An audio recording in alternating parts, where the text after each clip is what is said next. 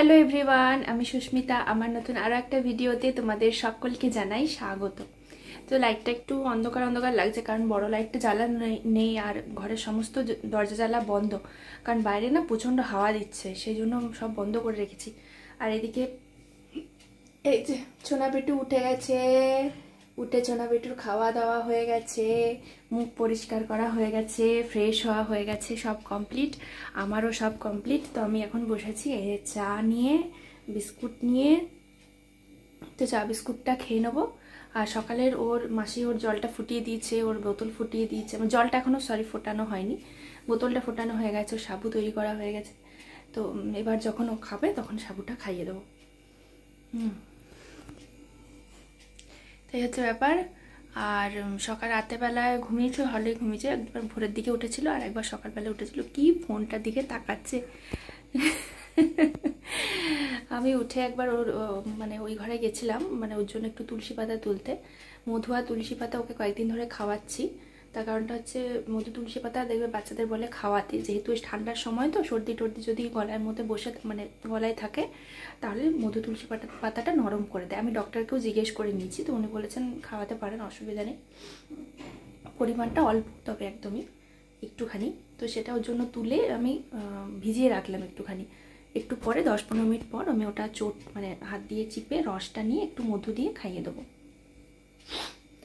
আর আজকে শুক্রবার হচ্ছে, আজকে যাব আমি একটু পার্লারে, বিকেলের দিকেই যাব, কারণ সকালের দিকে যাওয়াটা আমার সম্ভব নয় ওকে রেখে দিয়ে, কারণ সকালের দিকেই তো বেশি কাজ থাকে, ওর রাতের দিকে মাসি থাকে, কোনো অসুবিধা হয় না।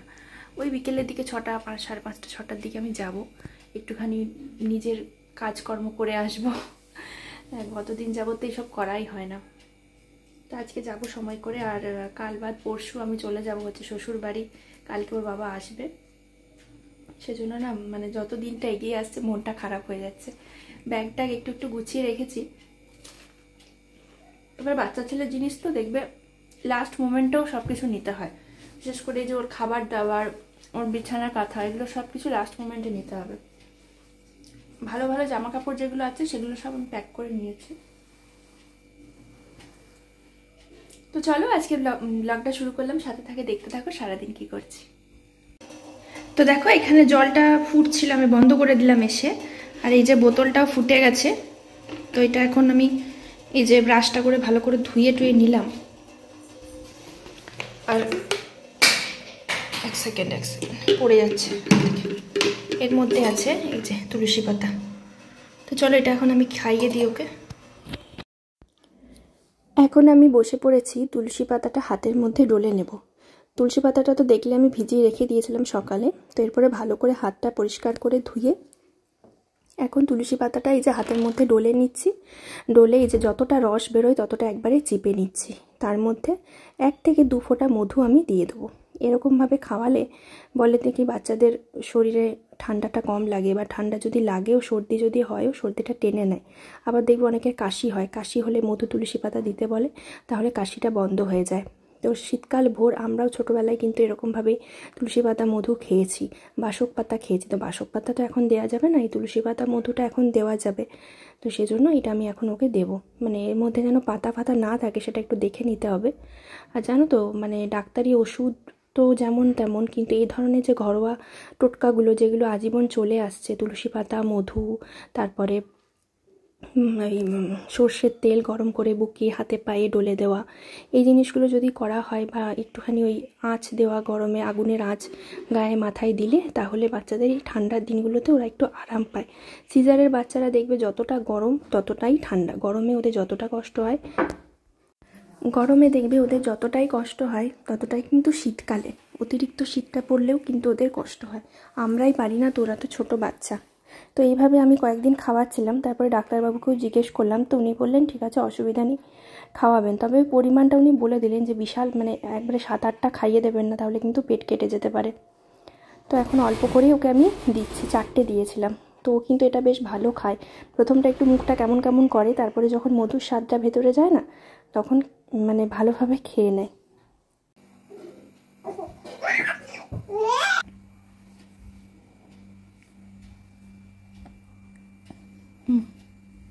না বাবা। তো ওকে খাওয়ানো দাওয়ানোর পরে এখন দেখো ও চুপচাপ খেলা করছে। আর এর ফাঁকে আমি জামা কাপড়টা আমার গুছিয়ে নেবো, মানে আমার যে ব্যাগটা আমি নিয়ে যাব শ্বশুরবাড়ি সেই ব্যাগটা গুছিয়ে নেবো। দুটো ব্যাগের মধ্যে না উল্টো পাল্টা হয়ে জামা কাপড় আছে, মানে কখনো এই ব্যাগ থেকে নিয়ে পড়েছি, কখনো ওই ব্যাগ থেকে নিয়ে পড়েছি। তো সেই জন্য এখন একটা ব্যাগের মধ্যেই আমি যেগুলো প্রয়োজন সেগুলোই নিয়ে যাব, সব কিছু নিয়ে যাব না।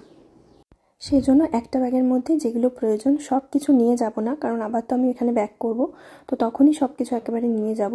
এখন আর সব নিয়ে যাচ্ছি না, যেগুলো মোটামুটি দরকার বা যেগুলো সবসময় আমার ইউজ হয় সেসব জিনিস, আর যে কয়েকটা শাড়ি ছিল সেগুলোই নিয়ে যাচ্ছি।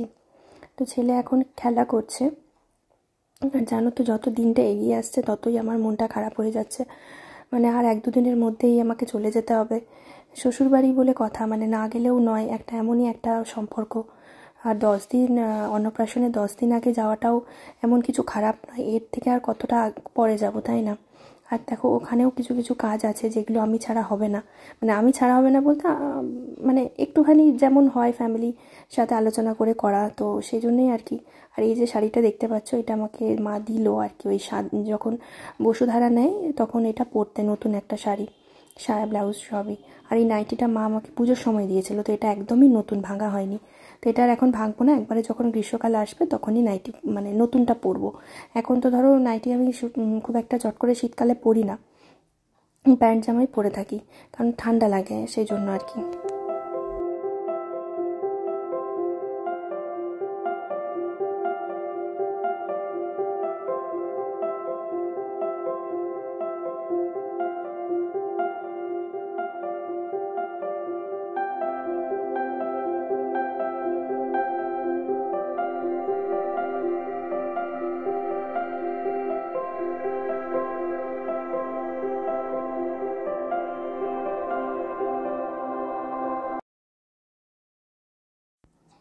গোছগাছ কমপ্লিট করে এখন চলে এসেছি ছেলেকে তেল মাখাবো।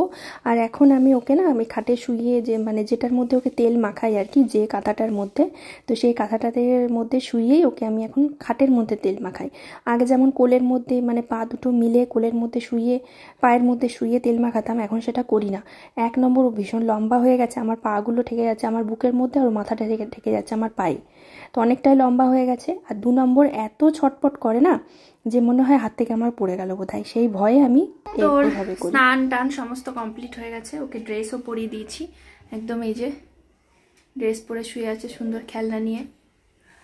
তো মাসি ওর সাবুটা তৈরি করে দিচ্ছে, আরেকবার সাবুটা খাইয়ে দেবো দুপুরবেলার দিকে আর কি।